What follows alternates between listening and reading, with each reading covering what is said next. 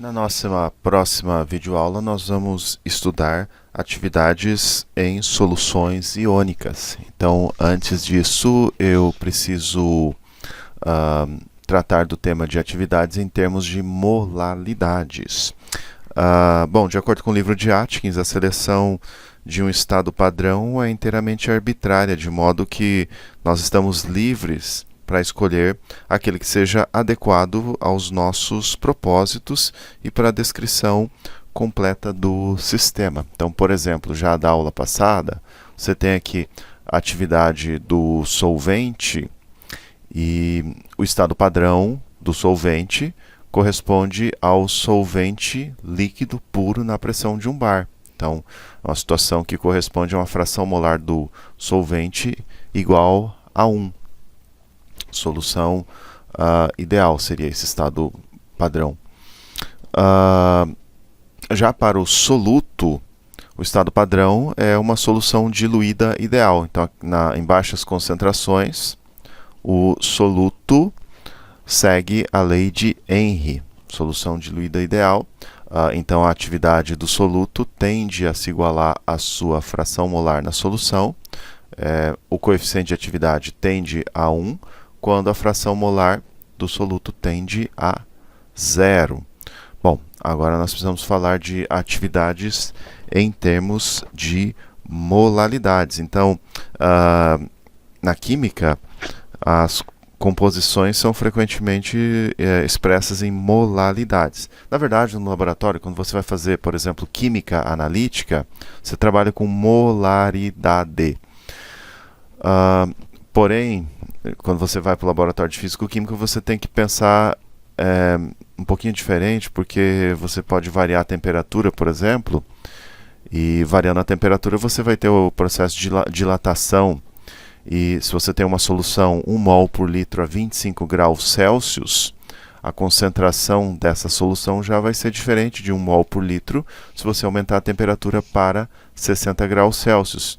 Então, nós costumamos usar a molalidade no laboratório de físico-química, que é uma unidade de medida de concentrações que não varia com a temperatura. Então, a molalidade do nosso componente I é o número de mols do componente I por quilograma da solução, do soluto, desculpa, do solvente, corrigindo. Então, corrigindo, a molalidade da solução é o número de mols do soluto por quilograma de solvente. Pronto, corrigido.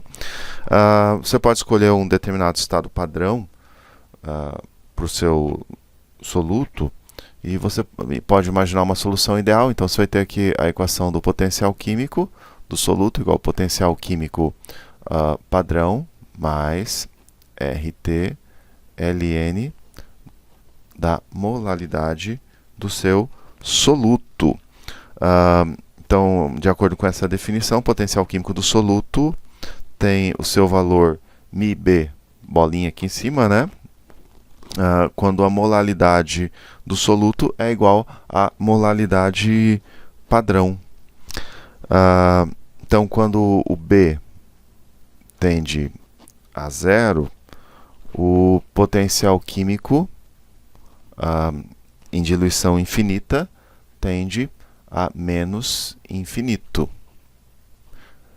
Em outras palavras, quando a solução vai ficando mais diluída, o soluto vai sendo estabilizado na solução. Uma consequência prática desse resultado que é muito mais difícil remover os últimos traços de soluto da solução.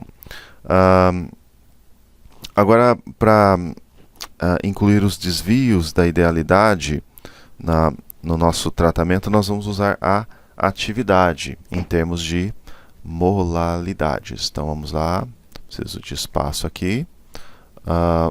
Vejamos, a atividade em termos de molalidade vai ser igual ao coeficiente de atividade do soluto em termos de sua molalidade, que multiplica pela molalidade, e eu vou dividir aqui pela molalidade no estado padrão. Então, o coeficiente de atividade tende à unidade quando a molalidade do soluto tende a zero. E esse B padrão aqui, então é 1 mol por quilograma. Simplesmente está aí para a gente ter a atividade como adimensional. E a expressão do potencial químico fica então potencial químico do soluto igual potencial químico do soluto no seu estado padrão mais RT ln da atividade. Próxima aula começaremos a estudar então soluções iônicas. Então agora a coisa vai ficar mais emocionante. Até